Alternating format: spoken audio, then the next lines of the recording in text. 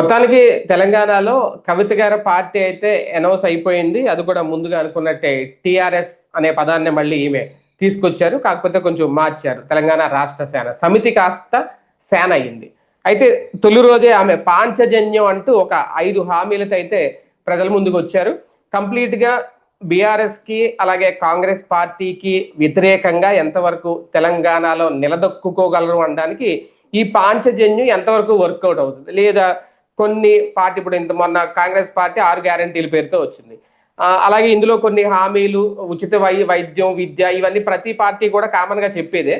అలాగే ఆమె నిరుద్యోగులకి ఇస్తానన్నది కూడా ఇంతకుముందు ఆంధ్రప్రదేశ్లో అదే జనసేన చేసిన ఒక ప్రకటన లాగా ఉంది, ఒక హామీ లాగా ఉంది. ఇలాగా కొన్ని అన్ని కలిపి మిక్సీలేసి తీస్తే ఈ టీఆర్ఎస్ అన్నట్టుగా కొత్త టీఆర్ఎస్ తరాలేమో దీన్ని అన్నట్టుగా ఏమన్నా ఉందా ఏంటి, ఈ పార్టీతో ఎంతవరకు నెగ్గుకు రాగలుగుతారు కవిత, ఇదే అంశం మీద చర్చించే ప్రయత్నం చేద్దాం. సరే, ఇప్పటికే చాలా పార్టీలు చూసేసాం, మళ్ళీ ఇప్పుడు కాకపోతే కొంచెం గ్రాండ్ గా ఎలాగైనా అధికారంలోకి వచ్చేంతగా వస్తున్నాం అన్నట్టుగా ముందే ఒక 5 హామీలతో వచ్చారు. ఎంతవరకు నెగ్గుకు రాగలుగుతారు? అసలు ఈ పాంచజన్యం చూస్తే ఏమనిపించింది? అంటే కవిత పార్టీ పెట్టడంలో తప్పులేదు, ఆవిడ హక్కు. అదే సందర్భంలో తనకంటూ ఒక బ్యాచ్ పోగయ్యి ఉన్నారు కాబట్టి, జాగృతి పేరుతో ఆల్రెడీ పోగేసుకుని ఉంది కాబట్టి ఆవిడ చేయడంలో కూడా తప్పులేదు. ప్రజాస్వామ్యంలో ఎవరికైనా పార్టీ పెట్టుకునే హక్కు ఉంటుంది. కాకపోతే మనం స్టార్ట్ ఒక పని చేశాము అంటే అదొక బ్లాస్ట్ అనిపించాలి. అదొక ఈవెంట్ మేనేజ్మెంట్ సంస్థతో చేసే బ్లాస్ట్ కాదు. పబ్లిక్ లో ఒక టాపిక్ రావాలి, డిబేట్ రావాలి. కవిత పార్టీ పెడుతోందన్నటువంటిది రొటీన్, కొత్తదనం ఏమీ లేదు. ఆవిడ పెట్టాలనుకుంటున్నటువంటి పార్టీ విధి విధానాలలో ఏమన్నా ప్రత్యేకత ఉండాలి. ఆ పాంచజన్యం చూస్తే నాకు అనిపించింది ఏంటంటే, మన పవన్ కళ్యాణ్ గారి పేరు అదేదో పెట్టారు కదా, షణ్ముఖం. అంటే పేలలా ఇవి నవరత్నాలు పేలినట్టుగా, సూపర్ 6 పేలినట్టుగా, 6 గ్యారంటీలు పేలినట్టుగా ఇవి పేల. అంటే కొత్తదనం కనిపించలేదా? సూపర్ 6 పేలింది నవరత్నాలు పేలినట్టుగా. అవును అవును, అప్పుడు అది పేలింది, అది గెలిచింది. ఇప్పుడు ఇది పేలింది, ఇది గెలిచింది. ఇక్కడ సూపర్ 6 6 గ్యారంటీలు తెలంగాణలోను ఇది అమలు చేశారా లేదా అంటే, నవరత్నాలు అమలు చేసినా ఓడాడు. సూపర్ 6 అమలు కాకపోయినా గెలుస్తామంటున్నారు, 6 గ్యారంటీలు అమలు చేయకపోయినా గెలుస్తామంటున్నారు. ఇట్లాంటి సందర్భంలో కమిట్మెంట్ ఇప్పుడు కాస్త ఎక్కువ చూస్తారు. ఎడ్యుకేటెడ్ ఆలోచన చాలా సీరియస్గా ఉంటుంది. ఎడ్యుకేటెడ్ని నువ్వు కన్విన్స్ చేయాలంటే నువ్వు చెప్పే మాట జెన్యూన్, ఇదిగో ఇవి నీ రిసోర్సెస్ అని చెప్పగలగాలి. బేసిక్గా ఇప్పుడు ఈవిడ చెప్పేటటువంటిది అందరికీ విద్య. గవర్నమెంట్ స్కూళ్ళల్లో, గవర్నమెంట్ కాలేజీలో ఉచిత విద్య ఎప్పటి నుంచినో ఉంది, ఇప్పటికి కూడా ఉంది. అయితే ఈమె చెప్తున్నది ఒక మాట మీరు గుర్తు తెచ్చుకుంటే, నన్ను మొదట్లో మీరు డిబేట్ చేసినటువంటి సందర్భంలో హైదరాబాద్ లో మనం ట్యాంక్ బండ్ దగ్గర కూర్చుని మాట్లాడేటటువంటి సందర్భంలో మాటలు నేనేమైతే చెప్పానో, ఎవరికైనా దమ్ముంటే చెయ్యాలి అన్న పాయింట్లే ఇప్పుడు ఆవిడ చెప్తోంది. ఏంటది? ప్రైవేట్ ఎడ్యుకేషన్స్ ని జాతీయం చేయటం. ఇదివరకు ప్రైవేట్ టూరిస్ట్ బస్సులు ఉండే, ఇదే ప్రైవేట్ బస్సులు, సిటీ బస్సులు జాతీయం చేశారు. జాతీయం చేసి ఆర్టీసీ అన్నటువంటిది ఏపీఎస్ఆర్టీసీ అన్న పేరుతో నడిపారు. సక్సెస్ అయింది కదా, ఫెయిల్ అవ్వలేదుగా. అలాగా నువ్వు ఎడ్యుకేషన్ చెయ్యాలి. అలాగని గవర్నమెంట్ నమ్మరు జనం, ఇది గుర్తుపెట్టుకోవాలి. ఎడ్యుకేషన్ లో గవర్నమెంట్ ఎడ్యుకేషన్ సిస్టమ్స్ ని లేబర్ తప్ప, అది కూడా డబ్బులు లేని లేబర్ తప్ప ఎవరు నమ్మట్లా. ఈవెన్ డబ్బులు లేని లేబర్ కూడా గతి లేదు కాబట్టి చదివిస్తున్నారు. బికాస్ ఎడ్యుకేషన్ సిస్టమ్ ఎప్పుడో నాశనం చేసేసాం మనం కావాలి. ఎందుకంటే ఎప్పుడైతే మొట్టమొదట ఒక సామాన్య టీచర్లు కార్పొరేట్ ఎడ్యుకేషన్ పెట్టారు, ప్రైవేట్ ఎడ్యుకేషన్. ఇప్పుడు మనం చిన్నప్పుడు చదువుకునేది ట్యూషన్స్ చెప్పేవాళ్ళు, గవర్నమెంట్ స్కూల్ టీచర్లు ట్యూషన్స్ చెప్పేవాళ్ళు. ఆ తర్వాత ఈ మాస్టర్లు రిటైర్ అయిపోయినప్పుడు స్కూళ్ళు పెట్టడం బిగిన్ చేశారు, ప్రైవేట్ స్కూల్స్. ఈ స్కూల్స్ ఏంటంటే ట్యూటోరియల్స్ గానే రిజిస్టర్ అవుతాయి, కానీ స్కూల్స్ లాగానే నడుపుతారు.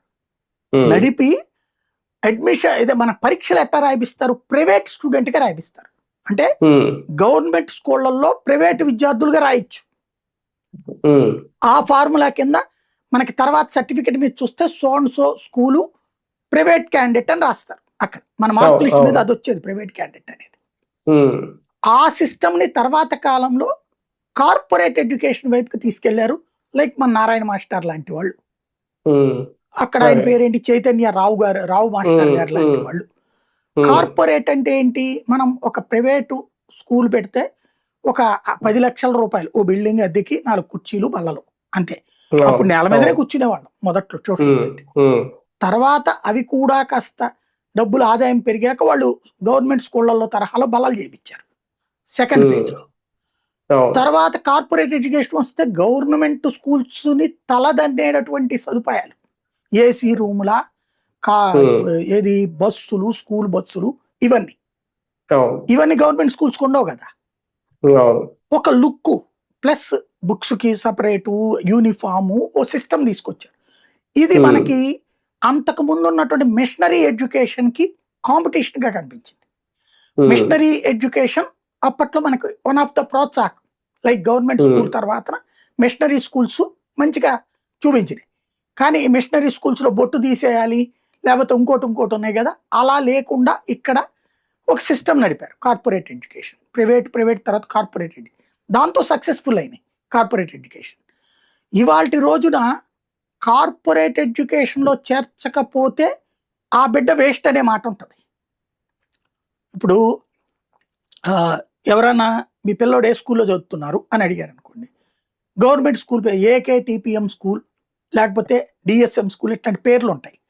అవును. అదేంటి అంటారు, అంటే గవర్నమెంట్ స్కూలా ఉమ్, అనగానే మనం రూ. 1,00,000 జీతం సంపాదించే వాళ్ళైనా సరే గవర్నమెంట్ అవును. స్కూలా ఏందిరాళ్ళకి, ఇది ఉమ్, మనల్ని దొంగలు చేసేస్తున్నది సమాజం, ఉమ్, దొంగలు చేసి చూపెడుతోంది సమాజం. అదే కదా. ఉమ్, నాకు మొన్న నవ్వు వచ్చిందనమాట. ఎవరో ఎయిర్పోర్ట్లో కలిసినప్పుడు, ఏంటి మీ పిల్లలు మామూలు డిగ్రీ చదివించారంట, అందరూ ఉమ్, బీటెక్లు చేస్తుంటారు, ఉమ్, వాళ్ళకేం కావాలో అది చదువుకోమన్నా నేను. అది. వాళ్ళకే నేను ఒత్తిడి చేయొచ్చు, నువ్వు బీటెక్ చెయ్యి, లేకపోతే సాఫ్ట్వేర్ అవ్వు, లేకపోతే హార్డ్వేర్ అవ్వు, డాక్టర్ అవ్వు ఉమ్, అన్నటువంటిది. ఉమ్, నాకు ఇష్టం లేదు, ప్రెషర్ చేయడం ఇష్టం లేదు పిల్లల్ని. మీకేం ఉమ్, కావాలో అది, ఇదిగో దీంతో ఈ లాభం ఉంటుంది, దీంతో ఈ లాభం ఉంటుంది, దీంతో ఈ లాభం అంతే. ఉంటుంది, లేదా అవును. మీరేం ఆలోచించుకుంటారు చెప్పండి, అందులో లాభ నష్టాలు నేను చెప్తా. Enough. ఉమ్, వాళ్ళు ఇష్టమైంది అంతే. వాళ్ళు చదువుకున్నారు, ఉద్యోగాలు ఉమ్. వాళ్ళకి సంబంధించి వాళ్ళు చూసుకుంటారు. మనం అంటే ఇప్పుడు ప్రెషర్ చేయడం సమాజంలో ఇష్టం లేదు. బీటెక్ ఎంటెక్ చేయలేని వాళ్ళని అసలు డిగ్రీ స్టూడెంట్లుగానే అసలు పరిగణించట్లేదు చాలా మనుషులు మంది. చూడట్లేదు. వీళ్ళు చదువు రాని వాళ్ళు అన్నట్టుగా చూస్తున్నారు మరి, అదేంటో మరి. గవర్నమెంట్ స్కూల్లో చదవడం అంటే చేతకానోళ్ళు, అదే మరి, అదేందో బీటెక్లు మరి. చేయకపోతే, బీటెక్లు ఎంబీబీఎస్లు చేయకపోతే వాళ్ళు అనర్హులు ఈ సమాజంలో బతకడానికి అన్నట్టు తయారైపోయింది మన సమాజం. తయారైంది. అవును.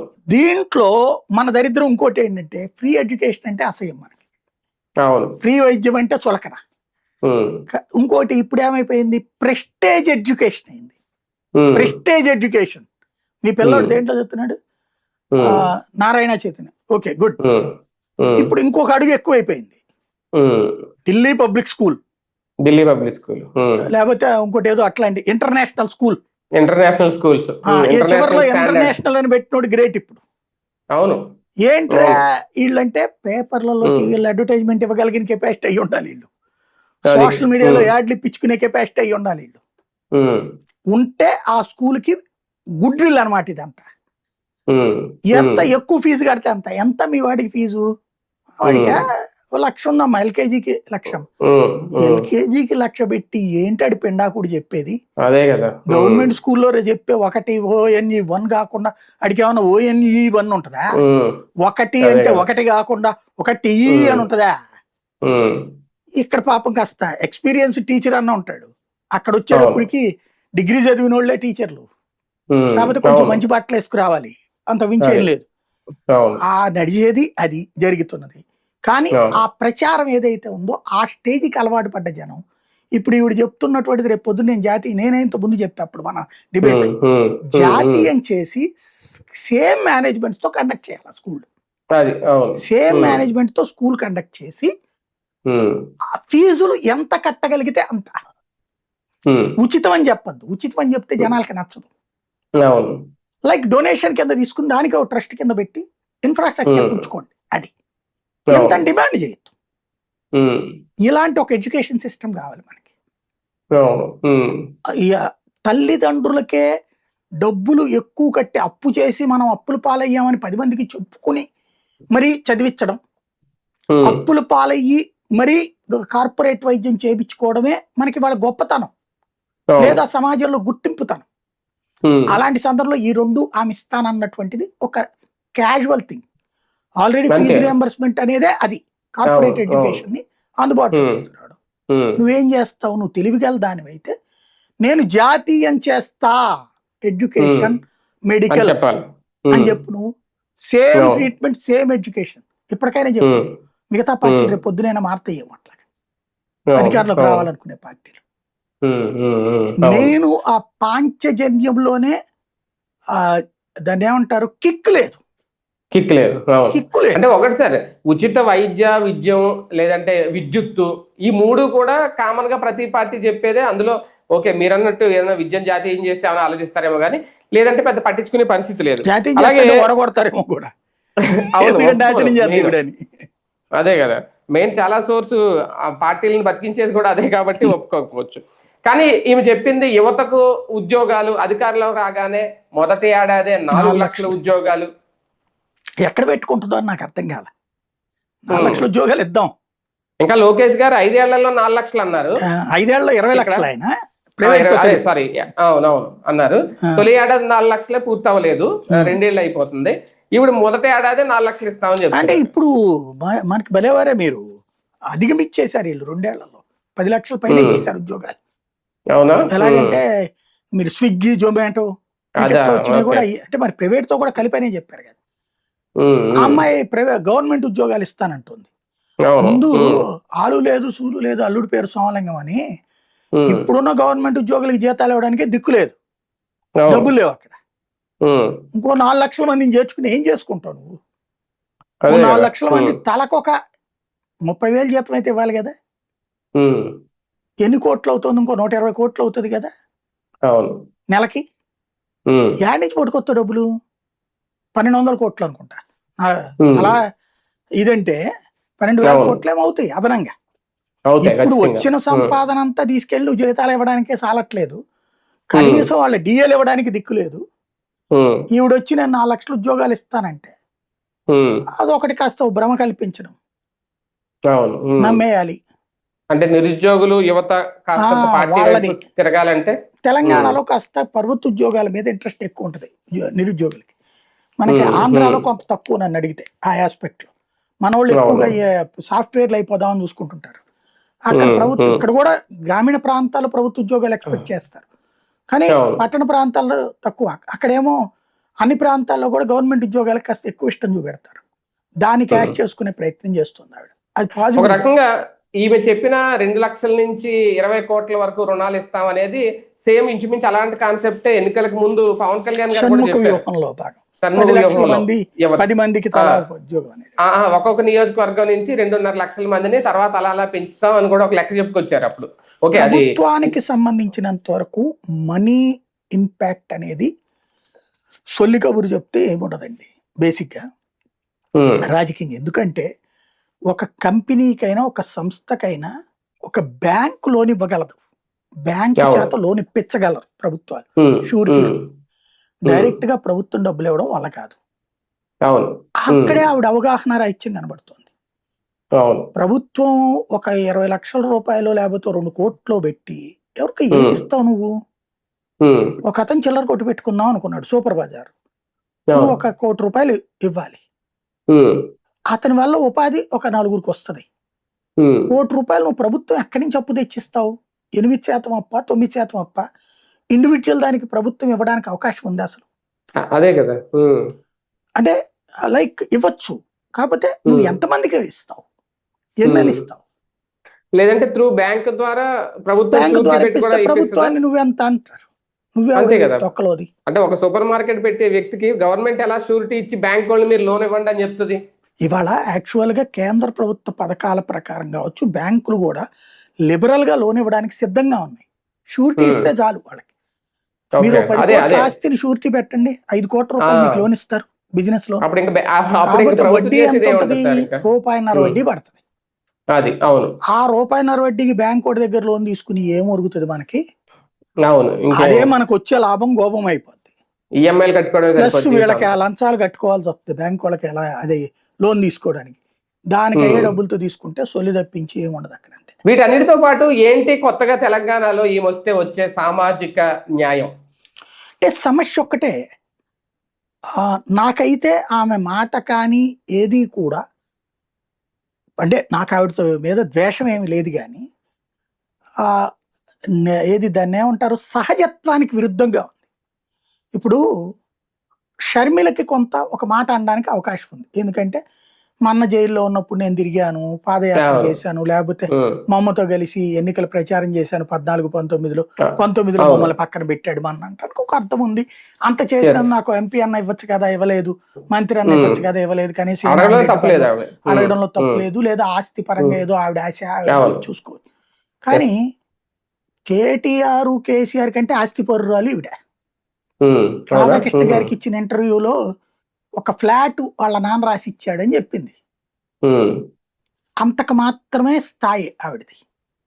మరి ఇవాళ ఆవిడకి 100 కోట్ల ఆస్తి ఎక్కడ ఉంది? అదేదో మొన్న ఆ యాక్సిడెంట్ అయినటువంటి వంతెన ఉంది కదా, ఆ ఫ్లైఓవర్ ఈవిడ కోసం రూట్ కూడా మార్చారని కదా అప్పుడు. ఆ పక్కన ఉన్న పెద్ద బిల్డింగ్ ఎవరిది? కొన్ని వేల, అదే కొన్ని వందల సంస్థలు అక్కడ బిల్డింగ్. దాంతో పాటు వీళ్ళిద్దరికంటే ఆస్తిపరురాలు ఆవిడ ఓ రకంగా. లిక్కర్లో పెట్టుబడులు పెట్టగలిగిందంటే ఎక్కడ పెడతారని? లిక్కర్లో పెట్టుబడి అంటే 50 రూపాయలు 100 రూపాయలు అది. అందులో సౌత్ వెంగట్టు మొత్తం దక్షిణాది రాష్ట్రాల వాళ్ళందరూ కలిపి ఒక సిండికేట్ గా, మాగుంటోళ్లతో పొత్తు అంటే ఆషామాషి వర్మ.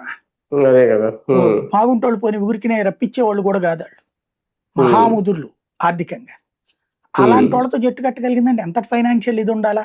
సరే, ఆవిడ అవినీతికి పాల్పడిందా లేదని నేను ధృవీకరించట్లా, పెట్టుబడులు అయితే పెట్టింది కదా ఆ గ్రూప్ లో. అంత సొమ్ము ఎక్కడి నుంచి వచ్చింది పెట్టుబడి పెట్టగలిగేది? కాబట్టి ఆర్థిక పరంగా ఆవిడకేం తక్కువ లేదు, లోటు లేదు. నాన్న దగ్గరే నానేం అన్యాయం చేయలేదు కదా, నువ్వు అంతకు ముందు ఏం లేదు, నువ్వే చెప్తూ కదా రాధాకృష్ణ గారికి, మీ సొంత మనిషికే కదా మీడియా చెప్పింది, అంకుల్ అంకుల్ అంటూనే చెప్పావు కదా ఆ రోజున. అయిపోయింది. నెంబర్ 2 వచ్చేటప్పటికి, పోనీ వీళ్ళ ఆయన ఏమన్నా ఆస్తిపరుడా? అక్కడి నుంచి ఏమైనా వచ్చింది అనుకోవడానికి. ఈమె వల్ల ఆయన ఆస్తిపరుడు అయ్యాడు కానీ ఆయన వల్ల ఈవిడేం కాదు అంత ఆస్తి. Number 2 political. ఈవిడికి పార్టీలో చేర్చుకున్నారు, ఎంపీ టికెట్ ఇస్తే ఒకసారి గెలిచింది, ఒకసారి ఓడిపోయింది. ఓడిపోయిన ఎమ్మెల్సీ టికెట్ ఇచ్చారు కదా. రాజకీయంగా నీకు పార్టీ ఇచ్చింది కదా ఛాన్సు, జనంలో ఉండటానికి అవకాశం ఇచ్చింది కదా. అక్కడ ఏమన్యాయం జరిగినట్టు? అక్కడ అన్న ఏం అడ్డు పెట్టలేదే నీకు. అన్న ఎమ్మెల్యేగా ఉన్నప్పుడు నువ్వు ఎంపీగా ఉన్నావు, పెద్ద డిజిగ్నేషన్ లో ఉన్నావు. పైగా పోనీ అధికార దుర్వినియోగం చేయలేదా? నానున్న 10 ఏళ్లలో ఆ జాగృతి అనే సంస్థకి డబ్బులు ఆడి నుంచి వచ్చినాయండి? ప్రభుత్వానికి తప్ప. ఆవిడ చీరలు పెట్టేది, బట్టలు విదేశాలకు టూర్లు చేసేది, ఆ పూలకి సంబంధించినటువంటి బిల్లులు గత 10 ఏళ్లలో ఆవిడ చేసినటువంటి బతుకమ్మలు మరి ఈ 2 ఏళ్ళు ఎందుకు చేయట్లా నువ్వు? ఈ 2 ఏళ్ళు చేయలేదు కదా బతుకమ్మ. అధికారంలో దిగిపోగానే అధికారంలో ఉన్నప్పుడు చేసిన బతుకమ్మలన్నీ ప్రభుత్వ డబ్బులేగా. ఎక్కడి నుంచి వచ్చినాయి అంతంత డబ్బులు? అంటే ప్రభుత్వ అధికారాన్ని దుర్వినియోగం చేసి మరి మీ నాన్న నీకు చేసి పెట్టాడు. అన్నయ్య నోరు మూసుకు కూర్చుని ఉన్నాడు. వాళ్ళిద్దరూ అంత చేశాక కూడా ఓ రకంగా కేసీఆర్ దెబ్బతింది అక్కడే. కుటుంబ పార్టీ అనడానికి అవకాశం కుదిరింది అక్కడే. ఇప్పుడు కాంగ్రెస్ ఏమంటారు, కుటుంబ పార్టీ అంటే సోనియా, రాహుల్, ప్రియాంక, ఇందిరా, ఇదే నా జీవితం అనేటటువంటిది. ఆ మాటని తెలంగాణలో విమర్శించడం లేకపోయింది రేవంత్ రెడ్డి. కాబట్టి ఉత్తమ్ కుమార్ రెడ్డికి ఆ ఛాయిస్ లేకుండా పోయింది వాళ్ళ ఆవిడ ఆయన చేయడం వల్ల. కోమటిరెడ్డి వాళ్ళకి కుదరలేదు అన్నా తమ్ములు కాబట్టి. ఆల్టర్నేటివ్ ఇతను కనిపించాడు అక్కడ. ఆ కుటుంబ పాలనతో చూస్తే బేసిక్ కుటుంబ పాలన అనే ముద్ర కేసీఆర్ మీద పడ్డానికి కారణం ఈవిడ. ఈవిడ లిక్కర్ వ్యాపారమే ఆయన అవినీతి పరుడడానికి పెద్ద సర్టిఫికెట్ అయింది. ఏమొచ్చి ఇప్పుడు నేను ఒక అద్భుతం చేస్తాను తెలంగాణలో మా నాన్న చేసి, ఇంకొక అతిపెద్దదైనటువంటి చారిత్రక తప్పిదం ఆవిడ చేస్తుంది ఏంటంటే నాన్నని తిట్టడం. హూ ఆర్ యూ ఫస్ట్, నువ్వెంత, నీ బతుకెంత అని అనకూడదు, కానీ నువ్వెంత, నీ స్థాయి ఎంత, ఏం చూసి నిన్ను నాయకురాలుగా ఒప్పుకోవాలి? నేను నాయకురాలుగా నిన్ను ఒప్పుకోవాలంటే నీ దగ్గర ఉన్న నాయకత్వ లక్ష్యం ఏంటి? ఎంపీగా నువ్వేం సాధించలేకపోతుంది, ఎమ్మెల్సీగా నువ్వేం సాధించలేకపోతుంది, రాజకీయంగా 12 ఏళ్ళ నుంచి ఉంటివి, నువ్వు ఉద్యమంలో కూడా ఉన్నానని చెప్తివి, ఉద్యమంలో నీకంటే ఎరగబొడుచుకున్న వాళ్ళు బోల్డ్ అంతమంది ఉన్నారు. వాళ్ళతో పోల్చుకుంటే ఆ నాయకుడు కూతురు కాబట్టినే నీకు ఆ ఛాయిస్ వచ్చింది, అన్న అవకాశాలు వచ్చింది. నువ్వే చెప్తున్నావు త్యాగదనులకు అవకాశం దొరకలేదని. నీలాంటి వాళ్ళ వల్లే కదా త్యాగదనులకు అవకాశం దొరకపోవడం. నువ్వెందుకు త్యాగం చేయలే? ఓ త్యాగదడ్డుకి టికెట్ ఇవ్వని చెప్పేసి, నాన్న నాకు మంత్రి పదవి వద్దు, ఇదే నాకు ఎంపీ పదవి వద్దు నాన్న, నాకు ఎమ్మెల్సీ పదవి వద్దు నాన్న, అదిగో ఆయన తెలంగాణ కోసం ప్రాణాలు అర్పించాడు నాన్న, లేకపోతే తెలంగాణ కోసం వాళ్ళ అబ్బాయి ఇట్లా చేశాడని చెప్పేసి ఆ చచ్చిపోయినటువంటి ఆ చారి గారి తల్లికి ఎందుకు ఇప్పించలేదు ఈవిడ పదవి? ఈవిడ ఏం చేసిందని చెప్పి ఈవిడ పదవి తీసుకుంది, ఎంపీ సీటు ఎమ్మెల్సీ సీటు ఆమెకి ఇప్పించలేదు కదా. అతను ఎవరు చారి అనేటటువంటి అతను రైలు ఎదురెళ్ళి తగలబెట్టుకున్నటువంటిది ఉంది కదా. కనీసం వాళ్ళకు కూడా న్యాయం చేయలేదు కదా. నువ్వు కూడా మీ నాన్న చేయలే, నువ్వు చేయలేదు. మరి ఏంటి నువ్వు సాధించింది? తెలంగాణ కోసం నువ్వు చేసిన త్యాగం ఏంటి? తెలంగాణ సొమ్ము తింటాం. తెలంగాణలో ఈవెన్ అంతకుముందు కూడా ఈవిడ మూలంగా ఏం ఆరోపణలు వచ్చినాయి? ఉద్యమ టైంలో సినిమా వాళ్ళని బెదిరించి డబ్బులు వసూలు చేసిందని, ఆ ఉద్యమ సమయంలోనే బెదిరించి డబ్బులు వసూలు చేసిందని. అధికారంలో ఉన్నప్పుడు ఎక్కడికైనా ఇనాగరేషన్లకు పోతే ఏదో తెచ్చుకుంటుంది అనేటటువంటి పేరు వచ్చింది ఈవిడ మూలం. చివరికి లెక్క వ్యాపారం అని పేరు వచ్చింది ఈవిడికి. కానీ ఒకటి సార్, పార్టీకి సంబంధించి చాలా వ్యూహాత్మకంగానే వెళ్తుందా కవిత? అంటే 2-3 అక్షరాలు మారిన సమితి సేన అయినా ఏదైనా టిఆర్ఎస్ అనే పేరు మళ్ళీ తెచ్చుకొని నాకు తెలిసి టిఆర్ఎస్ అనే పేరు ఆవిడ ప్రకటించుకుంది. ఇస్తదా లేదా ఎన్నికల సంఘం చూడాలి. ఇప్పుడు మళ్ళీ ఏదో టిఆర్ఎస్ ఏ అంటున్నారు, అసోసియేషన్ ఏదో. తెలంగాణ రాష్ట్ర సమితి ప్లేస్ లో తెలంగాణ రాష్ట్ర సేన పెట్టినంత మాత్రం వాళ్ళు ఇస్తారా లేదా అన్నది డౌట్ నాకు. వచ్చేటప్పుడు కుదరదు కాబట్టి ఎంతవరకు చూడదు. మేబీ అది మాత్రం మంచి వ్యూహమే, నో డౌట్. అందులో చేరికలు ఏమన్నా ఉంటాయా భవిష్యత్తులో? అది ఉండుంటే నిన్ననే తీసుకొచ్చేసుకునేది. భవిష్యత్తులో రేపు బీఆర్ఎస్ లో టికెట్లు రాకపోతే అసంతృప్తులు కాంగ్రెస్ లో కూడా టికెట్లు దొరకవు అనుకున్న వాళ్ళు రావాలి ఆవిడ దగ్గర. అది కూడా బీజేపీ వేస్ట్ అనుకుంటే రేపు ఎలక్షన్స్ మీద డిపెండ్ అయ్యి ఉంటాయి. మిగతా ఇప్పటి నుంచే సిద్ధం అవుతున్నారు. రైట్ రైట్ చూద్దాం. మొత్తానికి కొత్త పార్టీ అనౌన్స్మెంట్ అయితే జరిగిపోయింది కవిత గారికి సంబంధించి. మరి ఆ పార్టీ పేరు నిజంగా కంటిన్యూ అవుతుందా లేదంటే ఏమైనా మార్పులు వస్తాయా? ఫైనల్ గా బీఆర్ఎస్ నుంచి చేరికలు ఉంటాయా లేదా అనేది కూడా ఇంకా వేచి చూడాల్సిన అవసరం.